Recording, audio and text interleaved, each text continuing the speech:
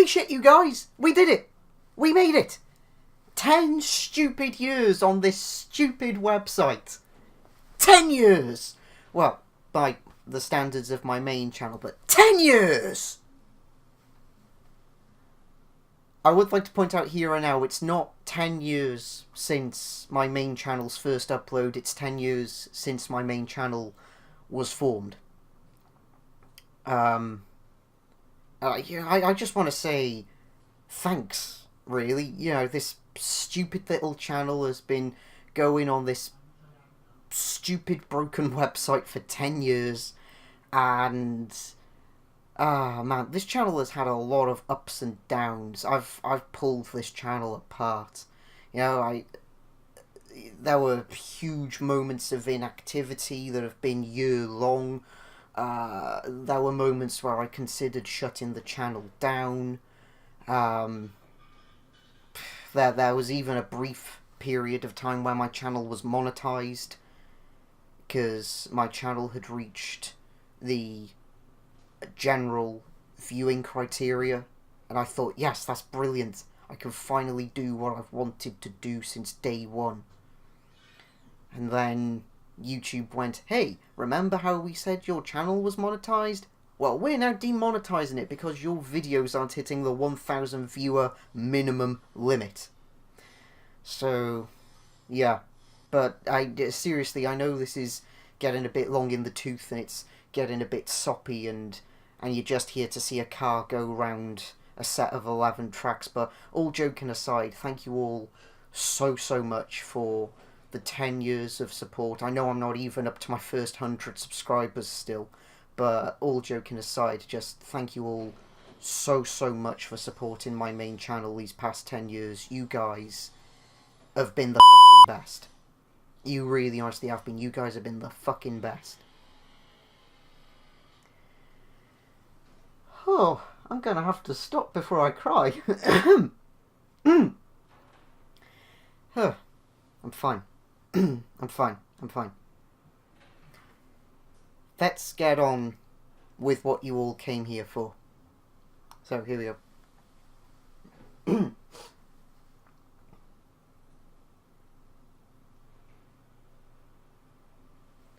Good morning, good afternoon, good evening, and good night, ladies and gentlemen. Welcome back to the Rolling Road, and welcome back to the We Mazda Be Crazy leaderboard.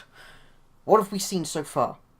Well, we've seen the title point of this championship. We have seen all 7 versions of the Mazda MX-5 that can be acquired on Forza Motorsport 7. We saw Phil from Car Throttle in round 1. We saw his tragically underpowered brother, the Gutless Bastard, in round 2. Round 3 saw the NB Mazda Speed, or Phil 2, even more Collins. Round 4 saw the Super 20, aka the Trumpet. Round 5 saw Planet Mazda, aka the street variant of the NC. Round 6 saw the Protagonist, aka the NC MX-5 Cup Edition. And yesterday, round 7 saw the ND, or the Agri 5. Today we are looking at the first of the 4 bonus cars for this leaderboard, which, incidentally enough, is not only the most powerful car on the leaderboard, full stop, but is also my personal favourite car out of all the cars on the leaderboard. This is the 2017 Fiat 124 Spider Abarth. 242 horsepower, 252 foot-pounds of torque, 2,339 pounds in weight. Price, I think it's about 60 to 70,000 credits. So, for what it is, I suppose it is pretty well priced. Interesting visual aspects. It has a carbon fibre bonnet. Who doesn't love a carbon fibre bonnet? I see a carbon fibre bonnet on the car, I immediately think back to the Toyota AE86 Sprinter Trueno from Initial D, when it got its carbon fibre bonnet in, I think that was episode 5 of Initial D 4th stage.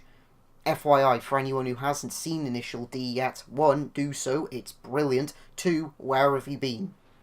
3, if you have seen it, can we be friends? Anyway, you all know the drill. 1 car, 11 tracks, 11 times to beat. Let's see what the 124 can do. And happy 10th anniversary. Woo!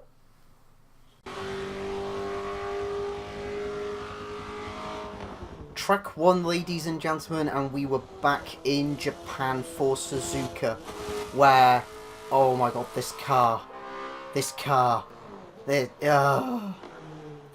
did so many things to me. It really did. It made my third leg feel very, very funny. I want one. I've got one in game. I need to experience one IRL. So if you own a Fiat 124 Spider Abarth and would like me to unintentionally crash it, get in touch. But yeah, joking aside, this car was amazing. It made me smile the entire way around Suzuka. Even after I unintentionally gave it a black eye on lap 1. It still had me smiling. And all I have to say about this lap, and this car for that matter, and oh boy, I hope I'm pronouncing this correctly because I cannot speak a lick of Italian. All I have to say about this car is this. Fiat Bastardi Piccanti. I'll probably have that translated in a caption. But yeah, seriously, this thing was so unbelievably good. It really honestly was. Loads of power, loads of torque, very little weight, handles like a f***ing train. I'm putting in a lot of beeps in this episode. It's the 10th anniversary. Fuck it. The Rolling Road. I might have some issue with that one. Anyway. The time that the Fiat 124 Spider Abarth had to beat was a 2 minutes 39.668 seconds, a time set by the Trumpet back in episode 4. The Fiat 124 Spider Abarth, which actually is built on the exact same assembly line as the car we saw yesterday, the Agri 5, did it on this, its third and final lap, in a time of 2 minutes 37.567 seconds. It's about a 2.1 second split. And all I can really say to finish this off is Fiat, molto bene.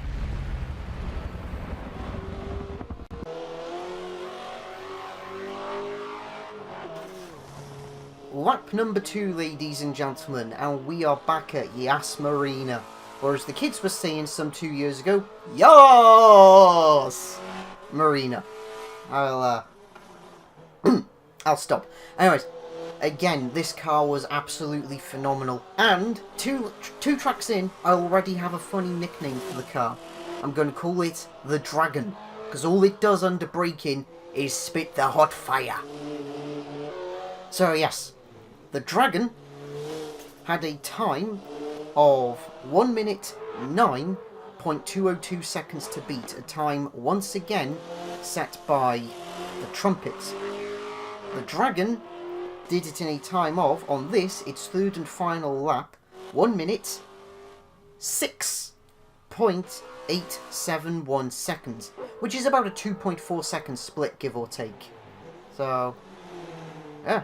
I mean, hey, I ain't prepared to complain. It's a good car around a good track. Let's move on to Laguna Seca.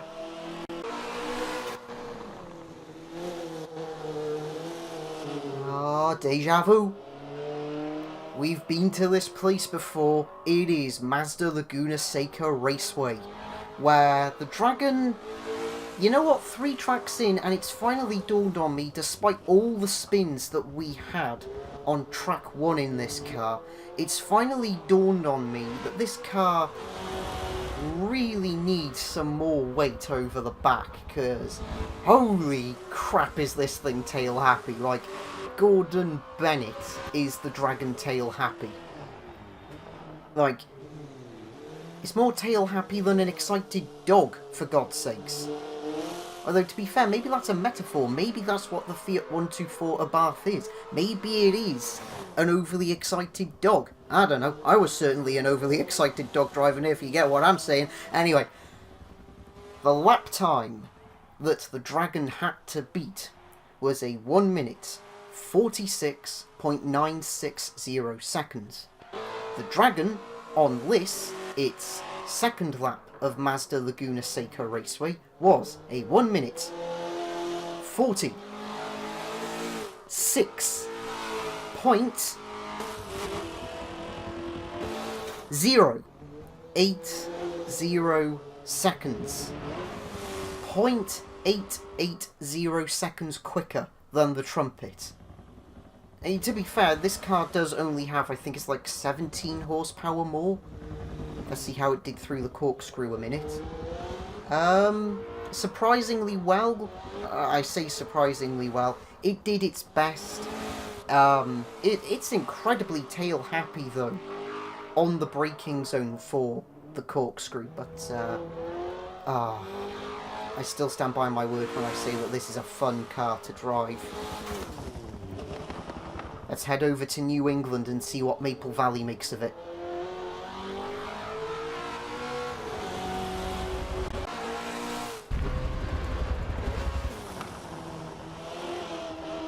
Track number 5, ladies and gentlemen, and we were back in Germany for the Hockenheimring National Circuit, where,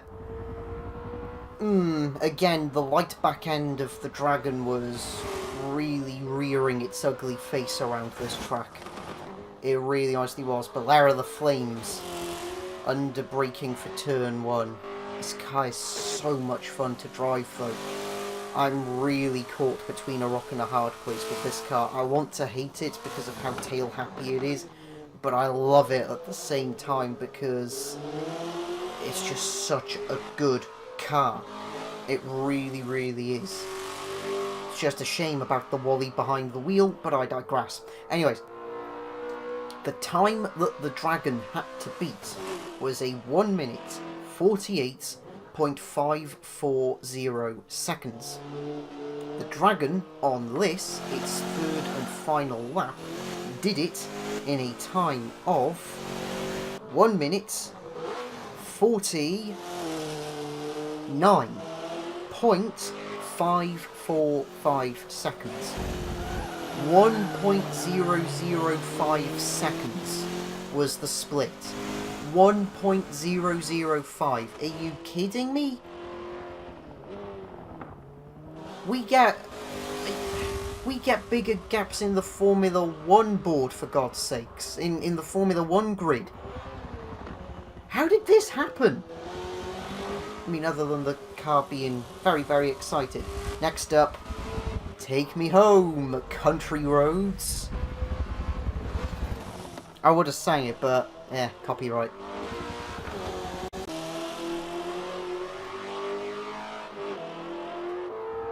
Track number 6, ladies and gentlemen, brought us back to John Denver's favourite area, West Virginia.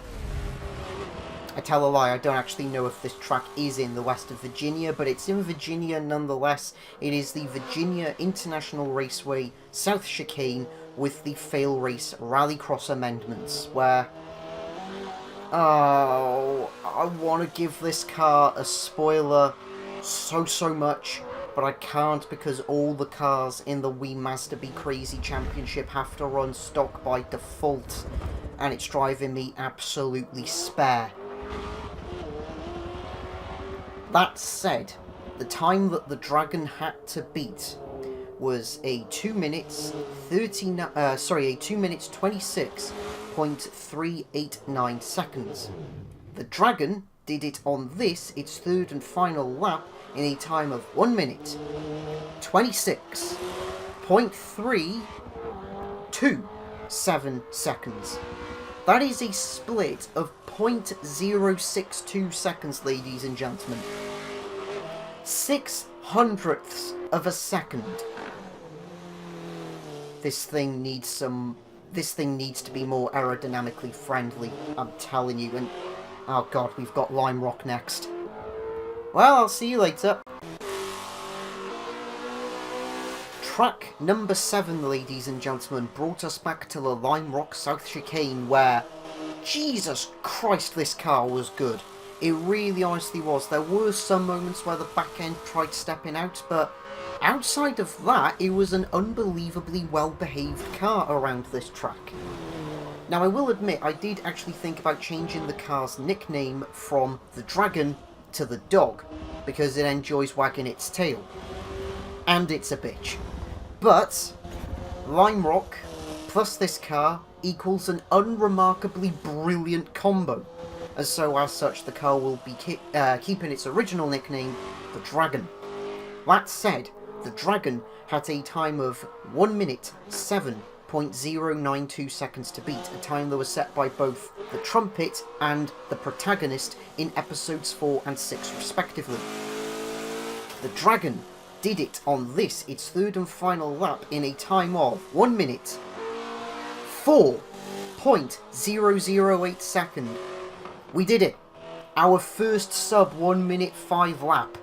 Things can only get better. I hope.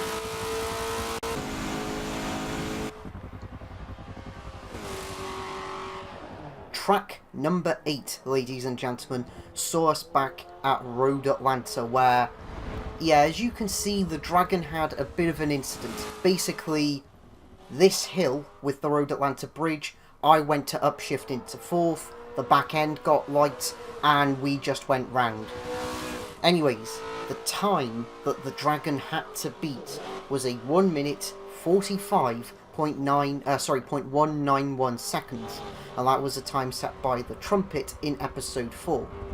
The time that Draig, which is Welsh for the Dragon, set on this, its third and final lap of Road Atlanta, was a 1 minute 42.745 seconds, which to the closest full 1/10 of a second is, by my mathematics, a 2.4 second split. How I managed to do so, however, given that massive oversteer moment you just saw through that left-hander, I couldn't tell you. I really honestly could not tell you. Yeah, this thing just loves to spit flame from its exhaust, and I love it for that. This was a fantastic car around Road Atlanta, a fantastic car for a fantastic track. You legitimately could not ask for more, even if you tried. And I still stand by my word when I say it makes a good noise. But we're going to see just how good a noise it makes, courtesy of our next track, which is the Swiss Bernese Alps. Geographically speaking, I'm not sure how that one works either. Answers on a postcard, please. Anyways, to the Alps!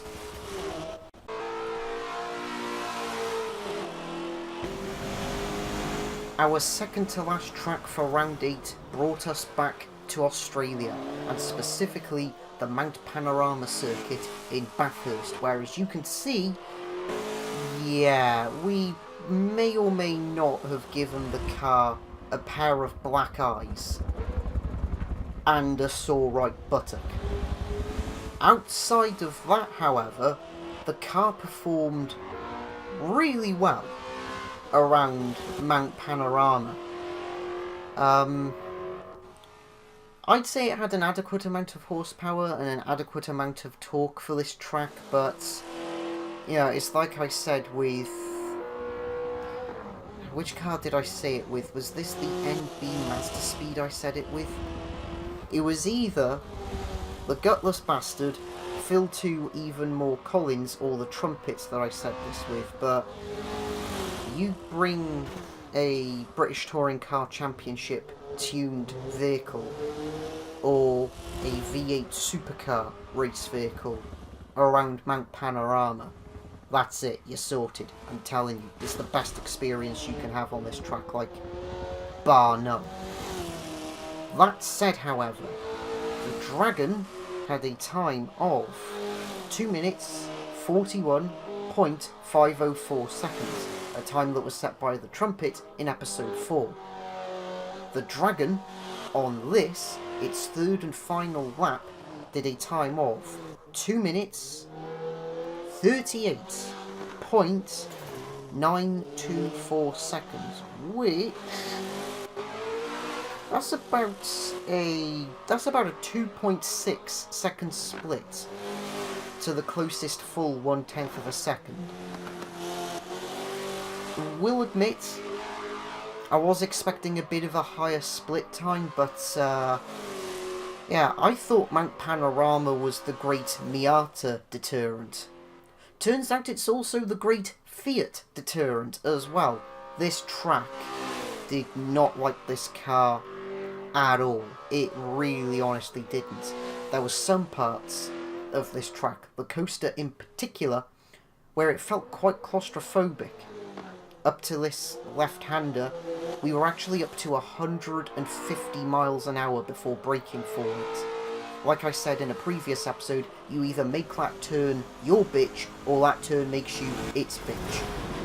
Thankfully, we were able to do the former. Time to go and see the Top Gear boys, I think.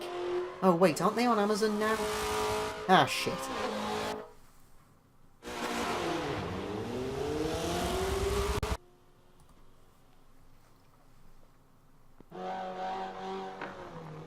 Our final track for round 8 of the We Mazda Be Crazy leaderboard saw the Fiat 124 Spider at Bath back at the Dunsfold Aerodrome, aka the Top Gear test track, where this car was fine to drive around this track. It wasn't as fun as I thought it was going to be, but simultaneously it didn't bore me to death, which is always a good thing. Although it's more than safe to say I'd been bored to death as we come up to Chicago, it's more than safe to say I would have been bored to death if I was trying to hot lap something like the Pontiac Aztek around here. That said, the Dragon had a time of 1 minute 25.299 seconds to beat, and beat it on this, its third and final lap, in a time of 1 minute 23.834 seconds. That's about, give or take, a 1.4 second split, which I'm hardly surprised by. Here we go into the follow-through. I did actually not only lift, but have a quick jump on the brakes into the follow-through on laps 2 and 3. There we go past the tyres. We were at 110 past that inside tyre wall on the first lap. Here we go through the penultimate corner. No real drama. Up into Gambon. Burst of flame on the downshift into second. And across the line. And, yeah, the boys weren't here. Turns out they have gone over to Amazon. Forza, add the Grand Tour track, please. Just, Forza Motorsport 8 might be coming out later this year. Hint, hint, nudge, nudge, wink, wink, all that jazz. Wishful thinking. Let's conclude.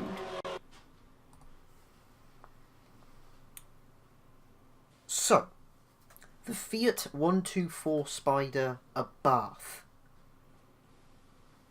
Oh, I am so glad that this was the car used for the 10th anniversary of this channel. For this 10th anniversary special. I really, honestly am. This is, without the utmost doubt, my favourite car on the leaderboard. With the NA1, so Phil, being a very, very close second. And then maybe the Subaru BRZ, because we don't have a Toyota GT86 in Forza Motorsport 7. Press F to pay respects. Anyway, as for the car itself, somewhat unsurprisingly, once again, its fastest lap was recorded at Lime Rock, where we got our first sub 65 second lap. We got a 1 minute 4.008 out of this car around Lime Rock. This car is astounding, to be perfectly honest with you. It really, honestly is. The turbo, the suspension setup, the chassis rigidity, the tyres, everything about this car is top notch. Which is hardly surprising actually when you think about it, because this car is actually built on the exact same assembly line as yesterday's car, the ND-MX-5, aka the Agri 5. Let that sink in a minute. We are looking at an Italian car designed by Italians, built by the Japanese, and sold to us Westerners.